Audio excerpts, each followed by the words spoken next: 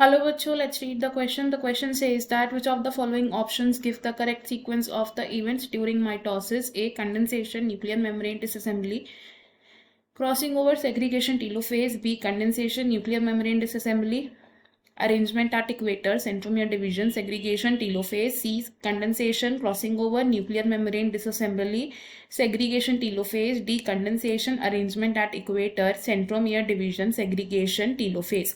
Question में हमारे पास options हैं, हमको बताना है इनमें से कि करेक्ट सीक्वेंस ऑफ इवेंट्स क्या है जो माइटोसिस के दौरान होंगे।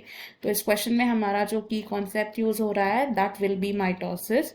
माइटोसिस होती है इक्वेशनल डिवीजन जिसमें पेरेंट सेल डिवाइड करता है एंड दो डॉटर सेल्स को प्रोड्यूस करता है।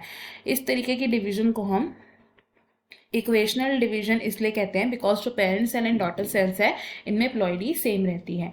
नाउ माइटोसिस के डिफरेंट फेजेस कौन से हैं? First is the prophase.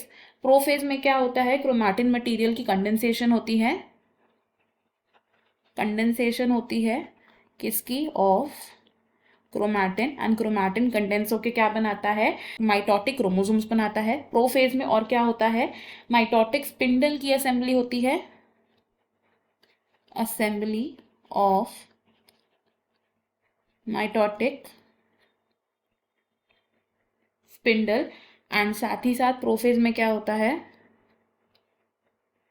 Nucleolus, nuclear membrane, endoplasmic reticulum and Golgi apparatus। ये क्या हो जाते हैं? दे डिसअपियर। प्रोफेज के बाद आता है second phase which is metaphase. Second phase क्या है? It is metaphase. मेटाफेज में क्या होता है? क्रोमोसोम्स अलाइन हो जाते हैं एट इक्वेटर एंड या हम बोल सकते हैं at the metaphase plate. And third phase क्या है? It is anaphase.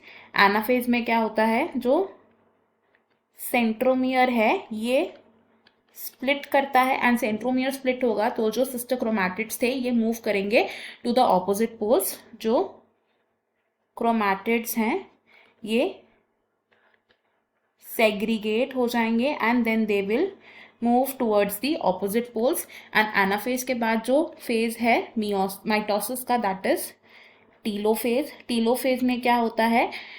डीकंडेंसेशन हो जाती है क्रोमोसोम्स की एंड वो क्रोमैटिन फॉर्म कर लेते हैं, एंड साथ ही साथ क्या होता है? Appearance of nuclear membrane, nucleolus, ER and Golgi की अपीयरेंस हो जाती है यहाँ पर। ऑप्शंस अगर हम देखें तो हमने यहाँ से करेक्ट सेट ऑफ सीक्वेंस को चूज करना है। तो सबसे पहले क्या होता है? Condensation, nuclear membrane disassembly, arrangement of chromosomes at equator, centromere division, segregation of sister chromatids and telophase. तो ऑप्शन भी हमारा यहाँ पर करेक्ट है। बाकी के ऑप्शंस क्यों रॉन्ग है अब वो देख लेते हैं। ऑप्शन ए कह रहा है condensation, nuclear membrane disassembly, crossing over, segregation and telophase. Question में हमारे पास माइटोसिस की बात की गई है, माइटोसिस में क्रॉसिंग ओवर नहीं होता है तो ये ऑप्शन हमारा रॉन्ग हो जाएगा।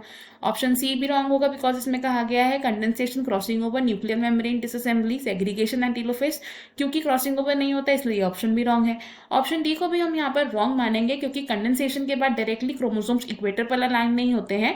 इनमें सबसे पहले कंडेंसेशन के बाद न्यूक्लियर मेम्ब्रेन की डिसअसेंबली होती है, देन वो इक्वेटोरियल प्लेट पर अलाइन होते हैं, देन सेंट्रोमियर की डिवीजन होती है एंड फर्दर स्टेजेस होते हैं। तो इस क्वेश्चन में हमारा most appropriate and correct answer option B है। I hope you have understood it well. Best of luck. Thank you.